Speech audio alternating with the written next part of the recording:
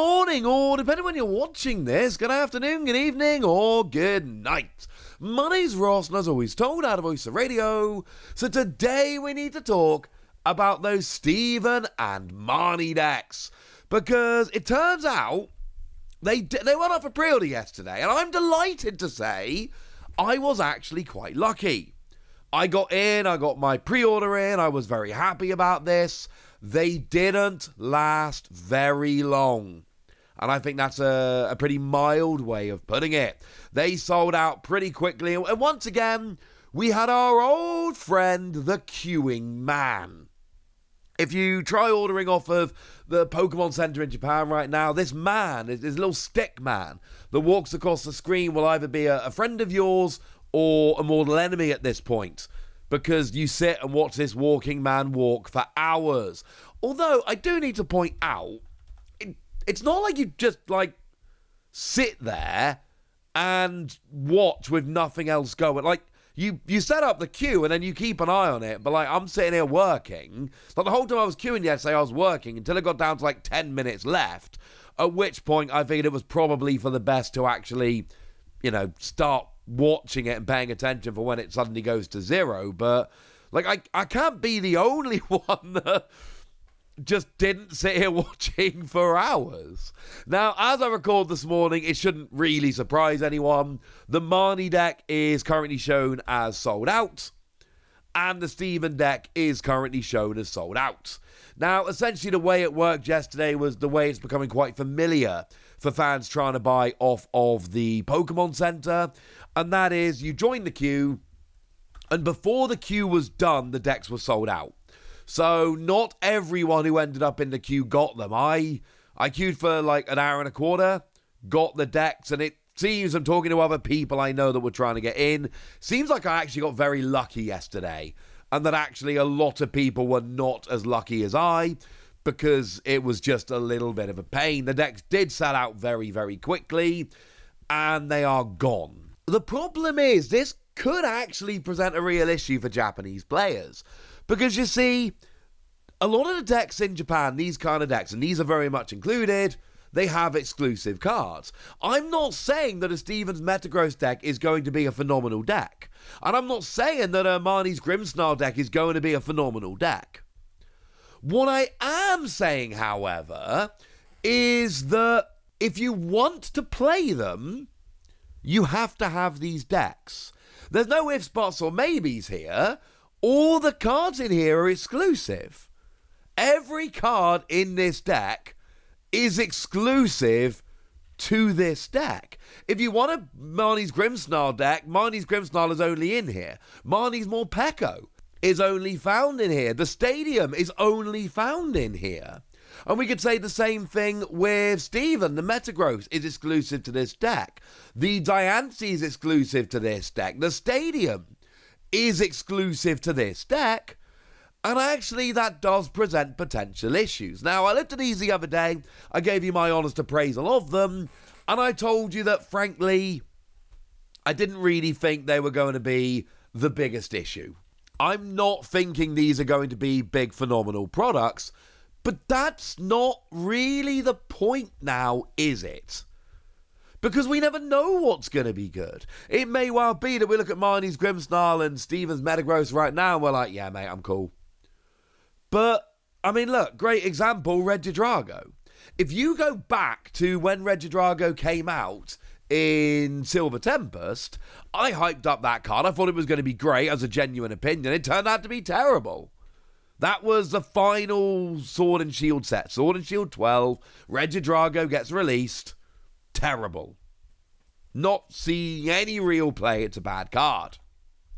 Then Twilight Masquerade comes out. 6 main sets later. A year and a half later. And all of a sudden, we get ourselves Teal'c Gogapon, which can accelerate grass energy, which can then be energy switched over. And we got ourselves Dragapult, which is your kind of ordinary, everyday, run-of-the-mill starter for 10 attack. And then, one set later again in Shrouded Fable, we got ourselves Kyurem, and since then Regidrago has been the best deck in the format. It was terrible for like 18 months and suddenly got good. I'm not saying that's gonna happen to Marnie or Steven, I don't know. But I'm saying we cannot discount the possibility that it could. And I know that like battle partners sold out super quickly, but the thing is there are a huge amount of boxes out there. A huge amount of boxes. The boxes are going to be reprinted. So, you know, you might have to go and buy a bunch of singles, but the singles are going to be out there. It's going to be fine. Is that going to be the same here? Are we going to see lots and lots and lots of Marnie's, Grimmsnarl and Steven's Metagross? You know, are people going to be buying these decks to be selling off the singles? And the answer might be yes, and if it is, we're good. But I'm just telling you right now, having these standalone decks selling out super quickly, they kind of need to come back into stock, or there need to be enough of them out there and people selling singles, or else there is a genuine risk that these suddenly become good, and then we're in a little bit of trouble. For what it's worth, this is how it looked very shortly after going up for pre-order. We've actually got the lovely Hisuian Zorua and Alolan Vulpix sleeves, which are not out of stock. The playmat sold out very quickly. Wasn't actually sold out when I went there, so maybe I should have picked one of them up, but I didn't really want it. And rather than buy it and try and flip it, I figured I'd just leave it in stock for someone who actually wants it. Seemed like a better idea. But you'll notice that the Marnie sleeves and Marnie deck box sold out very quickly, and also the Steven sleeves and the Steven deck box sold out very quickly. For what it's worth, according to the lovely Primal Lugia, who, well, was checking this and saw it, actually, the sleeves and deck boxes, they sold out a bit quicker. The decks lasted a little bit longer than the sleeves and deck box. It's not one of those things where, if you want to be upset about this, absolutely you can. That's absolutely fine. But it's just one of those things at this stage. The deck box and sleeves are not as important. And I know there'll probably be some Steven and Metagross fans out there and some Marnie and Grimmsnarl fans out there who are a little bit upset that he sold out quite quickly and couldn't get hold of them. That's just the way it is. These were always going to sell out super quickly. Essentially, they kind of feed on the hype. So because we see Marnie being so hyped as a deck, that makes everyone want to pick up the sleeves and deck box. And then because Steven's hyped a deck, that makes everyone want to pick up the sleeves and the deck box. And it kind of feels like if these were just regular sleeves and deck box released normally, I don't think anywhere near as many people would have cared. But because they were linked to those decks that were selling out quickly, a lot of people went and jumped in. For what it's worth, I did pick up the sleeves and deck box. They were in stock when I went on the site. They look cool. I wanted to pick them up, so I did. But, I mean, look, if you see me trying to sell these online, feel free to call me out for it. But you're not going to. I have a very large collection of Japanese sleeves and deck boxes. These will be added to the collection, and there they will stay. You might see me rocking them at a tournament at some point, especially if I play a Marnie or Steven deck, but you're not going to see me flipping them. So the big question then is, how much does it really matter? And I'm just going out on a limb and saying sleeves and deck box, it doesn't matter. I know there are going to be some disappointed fans who really wanted to pick them up. You guys have my sympathy. You know, if there were Mammoth sleeves that sold out really quickly, I would obviously be gutted. But I don't think it really matters. Not like that. The decks, however, like I say, we have mechanically unique decks. We've got an EX and another card from each of them. So for Marnie at the moment, we've got Grimmsnarl and Morpeko. Now, for Grimmsnarl, it's the one where when you evolve into it, you can accelerate up to 5 energy, darkness energy, from your deck to your Marnie's Pokemon. And we've got 2 energy, 180 and 30 to the bench. It's not great. And then we've got Morpeko coming in here. That's 3 energy, 20 damage, plus 40 more for each darkness energy to it. But as I pointed out the other day, if you put all 5 energy from a Grimmsnarl on it, it only does 220 then. And it's got 70 HP and it's going to be knocked out pretty quickly. So I'm not really loving it. We also do have the stadium that lets you search out a Marnie's Pokemon from your deck, which is actually busted. If Marnie's decks are any good, that stadium is busted. For the Metagross, we've got an ability that once during your turn, you can search your deck for a Psychic and a Metal Pokemon and attach them to your Psychic or Metal Pokemon. Very important to note, although Grimmsnarl says you can only attach to Marnie's Pokemon, Metagross doesn't say that. So you can attach to non-Steven's Pokemon, which does give Metagross potentially a lot more utility because it's accelerating 2 different energy types. And I'm not saying it's going to be great, but I'm saying there is at least a chance it is pretty gosh darn good.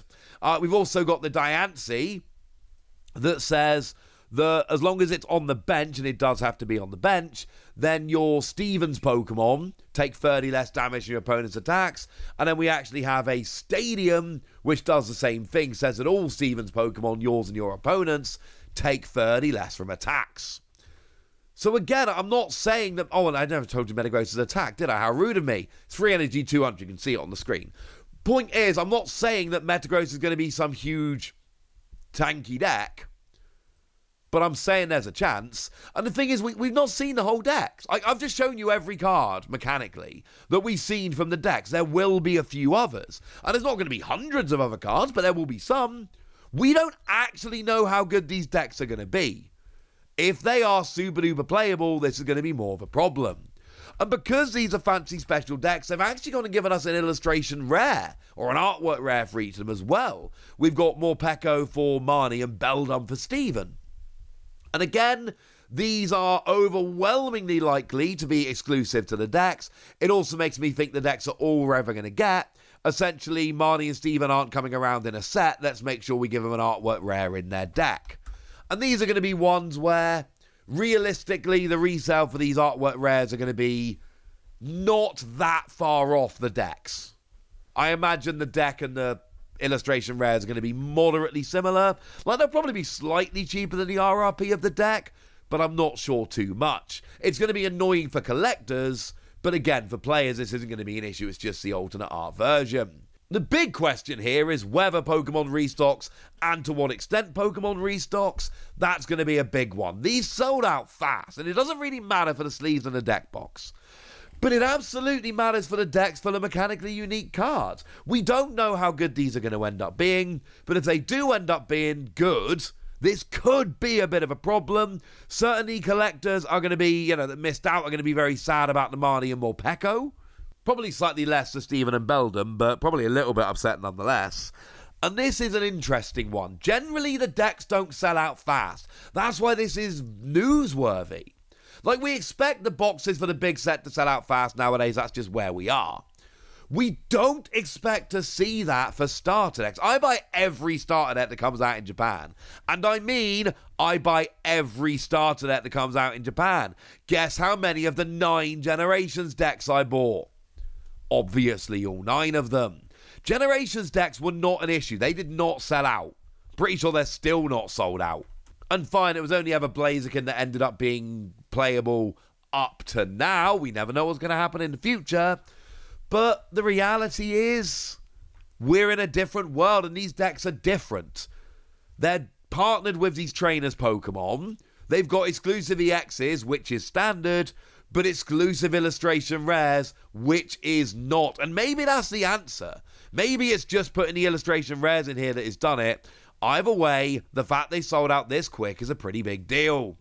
But I've told you about all of it now, so now it's over to you guys. Tell me what you think about these decks selling out. Tell me if they're ones you wish you'd picked up. Did you manage to get your pre-order in? Let me know in the comment section. Go nuts!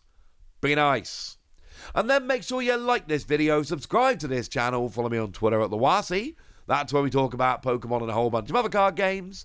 And please do consider checking out patreon.com/PTCG Radio, where you can support the channel, get some bonus podcasts and all kinds of fun things.